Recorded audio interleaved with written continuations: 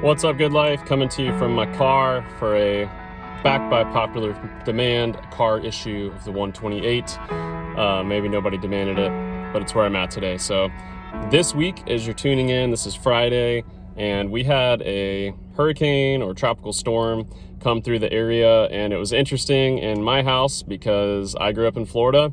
This is not my first rodeo with storms, and my wife, this is kind of her first deal with a hurricane. The last time we had one come through, we actually evacuated, and luckily this storm ended up not being that bad. I don't think that I'm aware of. We had too much of an impact in our area, or really much of Florida. I don't think there was too hard of an impact.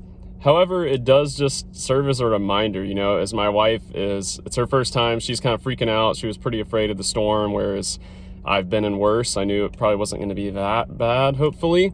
But it just reminded us that, in our life, we have so many things that we seek to control, that it's like we live in this illusion that we have control over our lives. And in a lot of ways in 2020 America, we do. We have so much financial security and so much stability with our homes or apartments or wherever you live. We have so much comforts that so many people in history past did not have. However, there's a danger in that.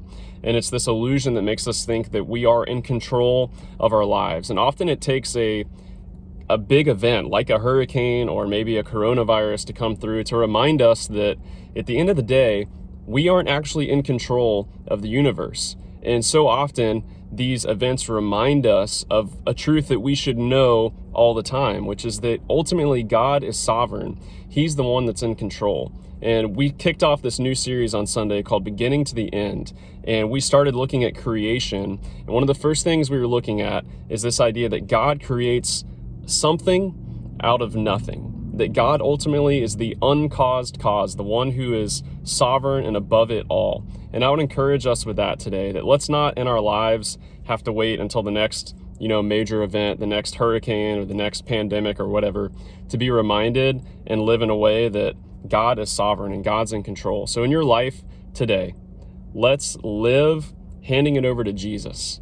Let's live in a way that acknowledges that we aren't the ones that are in control of our families, of our jobs, of our homes. In fact, it could all be taken away tomorrow. But the one thing that cannot be taken away is Jesus.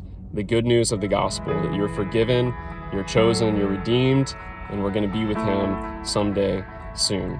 So, God's sovereign. We're going to dive back into that this Sunday. And until then, let's have an awesome weekend. Thank you guys.